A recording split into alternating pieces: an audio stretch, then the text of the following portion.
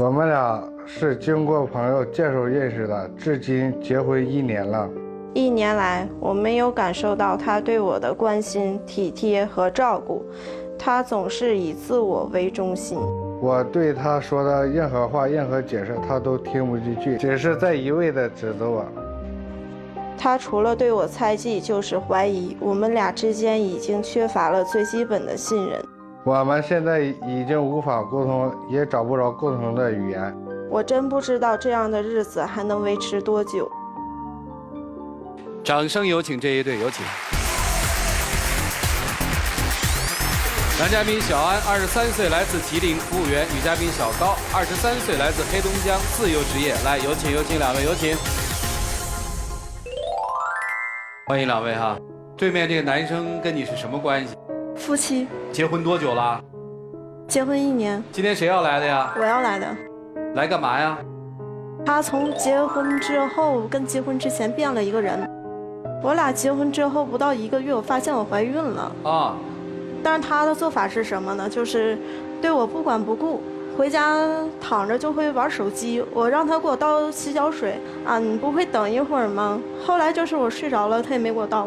哦，孩子怎么样？孩子已经都被让他气得已经流产了。自己流掉的还是？他气管不好，然后我托。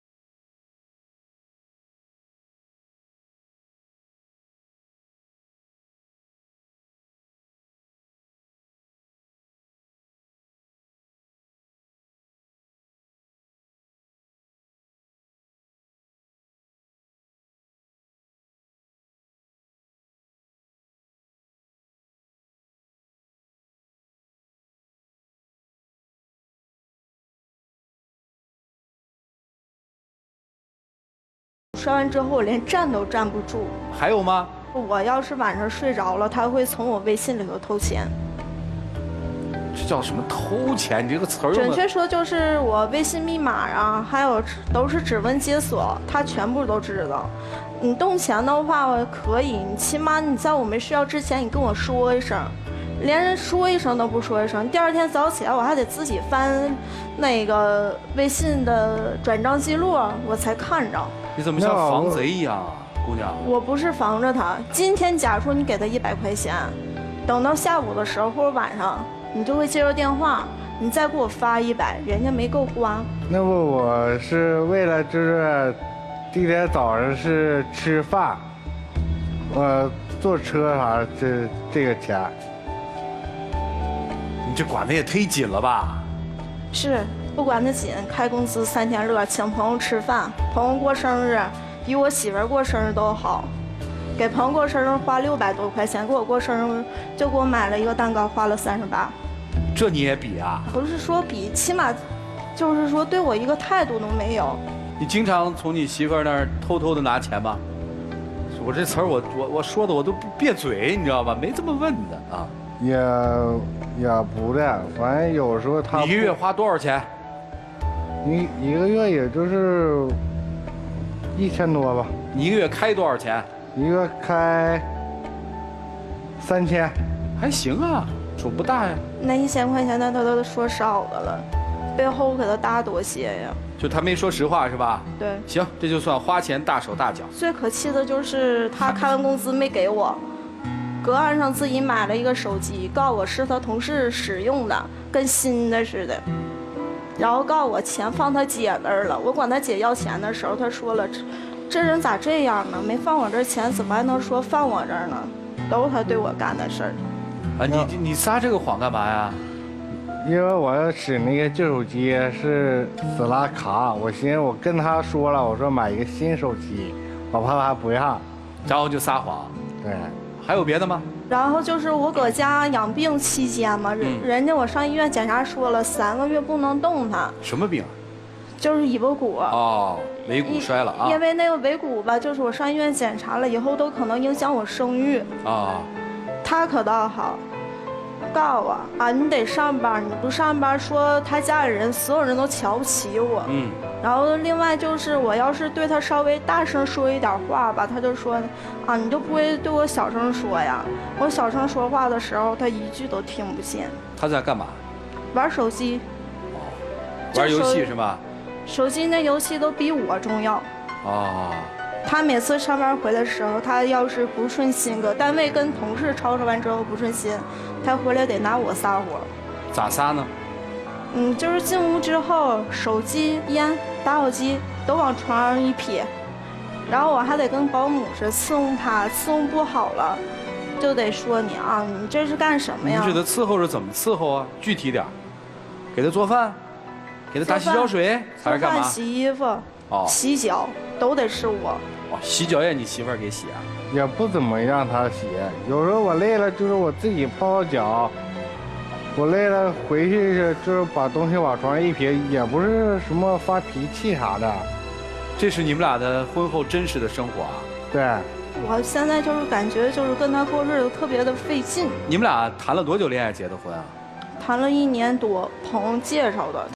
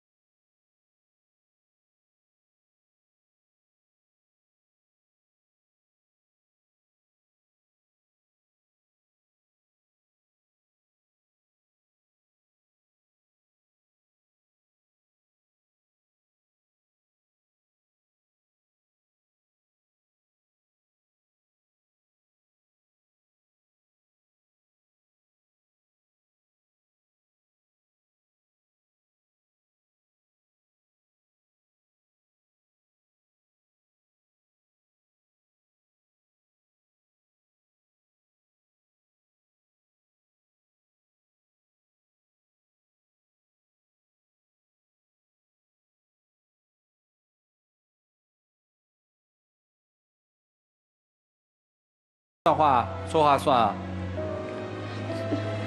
那个大男子主义。他说话算啊？对呀，我要不他拿个钱都是偷，他说话算？你让我信谁呀？我这是我现在所有的事情都得听人家的，要不听人家给你甩脸了。结婚1年给我提离婚就提3次了。你没同意啊？我同意了。咋没离呢？我要说去的话，他自己就缩回去了。这日子可怎么办呢？各位老师，你们给支支招吧。我们一起进入新瑶美容 APP 丘比特问卷。其实，在我个人的印象中啊，早婚的失败率是非常高的。你们俩22岁结婚，才1年就闹到了3次提离婚的地步，所以，其实本质上这就是一个缺乏对爱情跟婚姻的认知的问题。你们现在需要通过了解、理解、体谅、体贴，不断磨合，才有可能改变。所以我觉得你们俩现在最重要的一个问题是缺乏信任。我信任他，他不信任我。信任是需要相互信任的。为什么钱他不敢名正言顺地找你要？他其实找我要吧，哪次我都给他。对啊，既然都给了，为什么还造成他要偷？所以我还是那句话，信任一定是相互的，不是你单纯你只信任他，他不信任你。我觉得你对他的信任也是有限的。我再信任他的话，我估计我家里的大部分钱都会被让他去冲掉游戏里面了。你要再说，你会被怼死。不，本身我并不是要劝导你什么，我其实想说这小伙子，你得学习怎么做个丈夫，你好好得上这一课。我希望你们俩通过重新建立信任，找回你们之间的爱情，找回你们之间的亲情。信任就是再次感受到真诚，好吧？这句话送给你们。好，谢谢陈老师。沙大老师，二位好啊。哎，你俩为啥要结婚呢？为啥呀？我现在就没听明白，为什么要结婚呢？我一直在问我自己，因为你看你们两个人这婚后的日子过的，真的这日子就完全让人有一种窒息的感觉，死气沉沉。女生，你一直在说你特别委屈，表面上也是一个苦大仇深的表情，但你说了所有的事儿，我没有觉得一件事儿是非常非常严重的。就说那个非常不幸，对你来说人生当中非常不幸的那件事，我觉得都是你自己咎由自取。这话有点严重了，但是我觉得你永远都有理由，就是别人说什么的时候，你永远都有理由在等着。你从来没在你自己身上找过问题，这是你最大的问题。你现在心里之所以不平衡，是因为这个男人在跟你结了婚之后，你发现不对，他开始反抗了，我失去了控制他的权利，所以让你开始变得小事上一直斤斤计较。如果你把你的格局放大一些，你的日子可能就会变得美满幸福一些。如果你把你的格局变大一些，也许那个孩子就不会离你而去。就即使不离我而去的话，他天天回去就是板着一张脸，进屋就是。你也一样啊，包括你说话的语气、语态，面对你这样的表情一样的。所以两个人如果都没想好结婚之后的日子怎么过，都觉得稀里糊涂就这么过的话，我觉得这日子到现在为止可以不用往下过了，因为你们1+1小于2。结婚就没有任何的意义。谢谢。好，谢谢沙大老师。包红兄，我此刻也确实很恍惚，站在我面前的是2个成年人，但我感觉你们2个真像是未成年人。我们说，从恋爱、爱情到结婚，它是一个瓜熟蒂落、水到渠成的过程，而你们2个人的爱情根本没有成熟。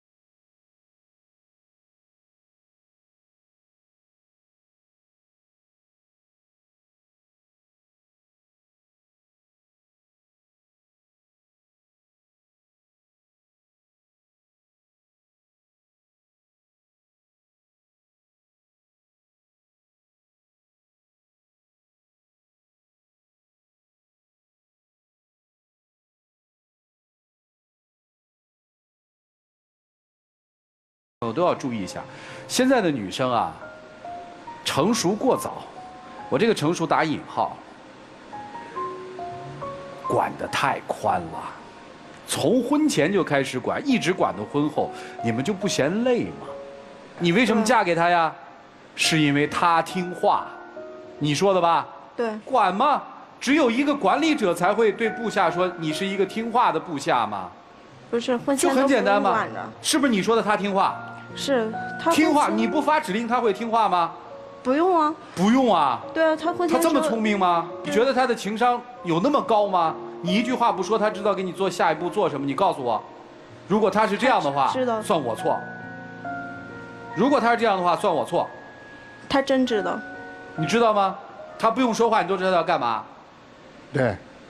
我向你道歉，我错了，对不起。我先道歉啊，我一定道歉。这件事儿就是这样，错了我们就道歉。接下来我就反问了，你情商那么高，为什么结婚之后你变傻了呢？大家听所有的事实嘛，都是傻嘛。他吧不是变傻，你知道吗？他是可能给你装傻。哦，他是装的。你就给我讲为什么一个好好的男人到你手里，他开始装傻了？他通过装傻能获得什么？他什么都获得不了。他能啊？他获得什么了？你告诉我他获得什么了？除了骗我就是骗我呀。对啊，他骗你，他有乐趣吗？他有啊。他骗你你骗他有乐趣吗？他说没有吧？那你那次，那你同事那么晚了叫你去玩台球去，我跟你说，我说让你领我溜达，所以这就是我要说的。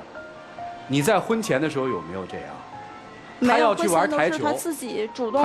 他要去玩台球，你会管他吗？不管呢。不管，也就是我们可以推论出来，在结婚之前，你给他了一个宽松的时间，他跟你的交往是愉悦的，而在婚后，你把这个男人完全的时间全部都挤压起来了。从金钱到时间，你都把它管起来了，这就是问题所在。所以很简单呀，迷惑什么呀？他有他的问题，你有你的问题。如果我们一定要揪在这段婚姻当中谁的问题更大，那一定是你。错了。他的问题大。对。因为他是没事，不说了，姑娘，我错了，我向你道歉，我第2次向你道歉。跟你聊天不说了，这个胸闷，然后还闷都快炸了。陈浩，我跟你说还好，因为日子是他过嘛，他难受我也不难受嘛。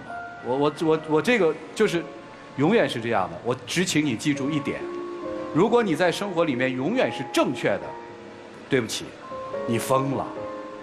因为他毕竟就是说下班都是9点半了，10点了。所以我怕你了吗？我不说了吗？你看我都怕了吗？然后我就寻思，我们俩都不过日子，我都怕，我怕了，姑娘，你别说了，我怕了，我跑，我怕了，我真的怕了，因为你没有错的地方。我其实吧，错就错在于就是我婚后就不应该管他。不应该什么？我就不应该管他，一直不应该什么？我就不应该管他。啊？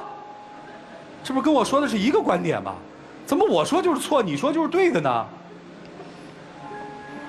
谢谢啊，谢谢你第1次反思，啊，我认错也就对了。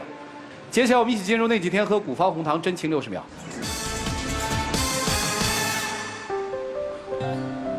我想对你说是，你以后别再生我气了。我都会听你话，你要我做什么我会去做。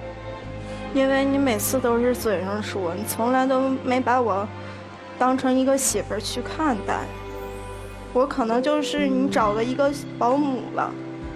从处对象一直到结完婚之后，我一直在伺候你，我天天都在看你的脸子过日子。我真不知道以后我是否能再管着你了，因为你自己也知道，你自己开公司就是3天乐，乐完之后没钱了，没到开支日子，你还得请同事什么吃饭，都得是我去掏这个钱。我真没法。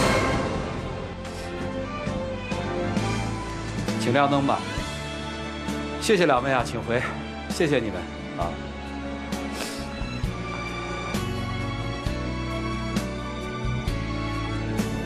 来，请关门。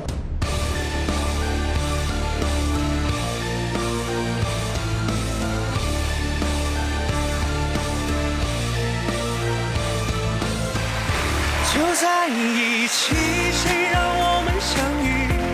以后的日子我们一起相依，我会宠着你，我会纵容你。来，有请我们的小花童，有请。